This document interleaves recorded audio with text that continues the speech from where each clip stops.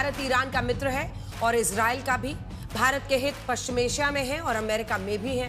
28 फरवरी को युद्ध शुरू होने के ऐन पहले प्रधानमंत्री नरेंद्र मोदी इजराइल में थे, तो युद्ध शुरू होने के बाद ईरान के राष्ट्रपति मसूद पेजेश्कियान से संपर्क में आने वाले दुनिया के चंद नेताओं में प्रधानमंत्री नरेंद्र मोदी शामिल। सवाल है कि जब पश्चिम एशिया में हालात काबू से बाहर हैं, तब अपनी कूटनीति से भारत किस हद तक संकट से बचा रह सकता है। जब देश का विपक्ष युद्ध के बीच सरकार को कई मोर्चों पर घेर रहा हो और सरकार की नीतियों पर सवाल उठा रहा हो, तब राजनीति का कितना असर कूटनीति पर पड़ेगा। आखिर संतुलन की कूटनीति में भारत कितना सफल है, आज इसी पर हल्ला बोल करेंगे। पहले ये रिपोर्ट।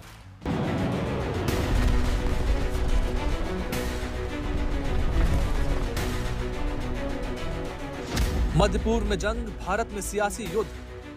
कुछ लोग हैं जो पैनिक क्रिएट करने का प्रयास कर रहे हैं, अपना एजेंडा चलाना चाहते हैं। ऐसा करके वो जनता के समक्ष खुद को एक्सपोज हो ही रहे हैं, पूरे देश का भी बड़ा नुकसान कर रहे हैं। सरकार की विदेश नीति पर विपक्ष का हमला। भिखारी बन गए। कहाँ तो हम दोस्त थे ईरान के, ईरान के साथ दोस्ती निभाई होती तो सब कुछ हमारे हाथ में रहता। चाइना तो कोई भीख नहीं मांग रहा उनसे, चाइना को तो इन्होंने बिल्कुल साफ रास्ता दिया क्योंकि वो दोस्ती निभाने वाले लोग हैं। हम उनके बुरे वक्त में खड़े नहीं हुए। उनके सुप्रीम लीडर के लिए 2 लफ्ज मौत के ऊपर संवेदना के लिए हमारे प्रधानमंत्री के पास नहीं थे और उसका खामियाजा आज देश भुगत रहा है। ईरान के राष्ट्रपति से पीएम मोदी की अहम बात। अराकची से जयशंकर की कई राउंड बात।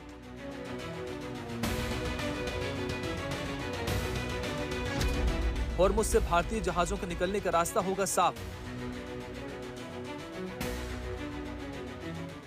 क्या कूटनीति से सरकार साथ पाएगी देश का हित, या विपक्ष के आरोपों में है दम? वैश्विक स्थिति से भी जो संकट उत्पन्न होता है ना, उसके लिए भी वो विपक्ष को, जिस राज्य में कांग्रेस है कांग्रेस को, जहां लेफ्ट है लेफ्ट, अभी हमारा चुनाव चूंकि हो गया है ना तो आरजेडी का भी नाम लेते हैं। आज गौरव भाटिया जी, पहला प्रश्न आपसे यही है जो मैंने पूछा कि देखिए, अगर भारत कह रहा है कि भाई हम संतुलन बनाकर रख रहे हैं रिश्ते में, हम अमेरिका इजराइल के भी खिलाफ नहीं बोल रहे हैं, लेकिन ईरान में भी चाहे राष्ट्रपति पेजेश्कियान हो जिनसे प्रधानमंत्री की बातचीत हुई है, या फिर विदेश मंत्री अब्बास अरागची जिनसे एस जयशंकर बात कर रहे हैं, ये संतुलन क्या भारत के हित में है? क्या ये भारत को इस एनर्जी क्राइसिस में कोई मदद पहुंचाएगा? इससे कोई सफलता मिल रही है तो बताएं। अंजना जी, क्योंकि आपने कूटनीति से शुरुआत करी तो मैं आज कहूंगा कि जब जयशंकर जी की बात ईरान के विदेश मंत्री जी से हुई है और हम देख सकते हैं कि जो प्रधानमंत्री नरेंद्र मोदी जी की विदेश नीति है कि भारत स्ट्रैटेजिक साइलेंस भी रखता है और खामनेई की जो डेथ होती है उसको कंट्रोल भी करता है, और जिस भी देश से बात करनी है, खाड़ी का कोई भी देश हो, उससे बात भी करता है। यही सही कूटनीति है। और मैं समझता हूं विपक्ष के लिए आज आत्मचिंतन का समय है, और वो इसलिए है, हमने देखा सोनिया गांधी किस तरह से एक दबाव बना रही थी, नकारात्मक राजनीति कर रही थी कि भारत को इस युद्ध में पक्ष लेना चाहिए एक देश का। क्यों? मैं समझता हूं आज अगर भारत मजबूती से खड़ा है और कोई एनर्जी क्राइसिस नहीं है, तो उसकी वजह एक स्पष्ट विदेश नीति है जिसमें हम भारत का हित और नागरिकों का हित देख रहे हैं। अब हम लोग एनर्जी क्राइसिस पे आते हैं। जो तथ्य हमारे सामने रखे गए हैं मंत्रालय द्वारा भी, और पार्टी के प्रवक्ता रविशंकर प्रसाद जी ने भी ये बात रखी।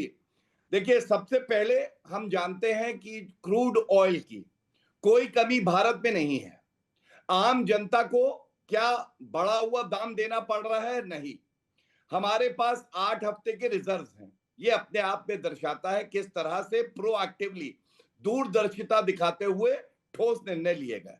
आज जो चैनल पे सबसे बड़ा एक समस्या बताई जा रही है विपक्ष द्वारा, वो है एलपीजी और पीएनजी और सीएनजी। तो मैं तमाम कार्यक्रम देख रहा था और मैं दर्शकों को भी ये बात कहना चाहूंगा। सबसे पहली बात, विपक्ष जितना भी प्रयास कर ले पैनिक बटन दबाने का, विपक्ष की बत्ती गुल है, लेकिन भारत की बत्ती गुल नहीं है। पैनिक होने की जरूरत नहीं है।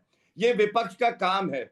कोविड की महामारी हो चाहे ये युद्ध हो, बार बार पैनिक फैलाओ, लेकिन जनता देख सकती है कि इनके इरादे अच्छे नहीं है, नेक नहीं है। और नरेंद्र मोदी जी जो कर रहे हैं वो भारतीयों के हित में कर रहे हैं।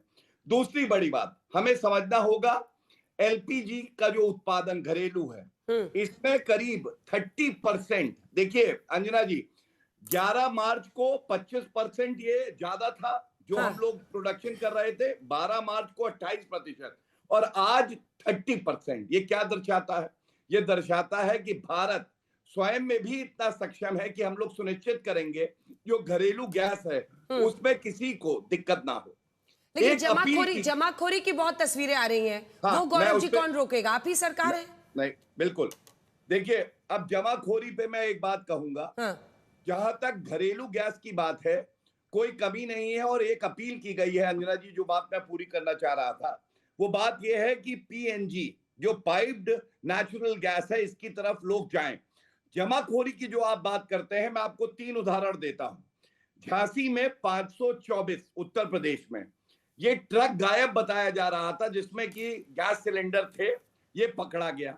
हापुड़ में आप सुनिएगा, समाजवादी पार्टी के एक लीडर हैं अब्दुल रिहान, इन्होंने 32 गैस सिलेंडर होर्डिंग कर रखी थी, इनको पकड़ा गया। क्या आज अखिलेश यादव को सामने आके माफी नहीं मांगनी चाहिए?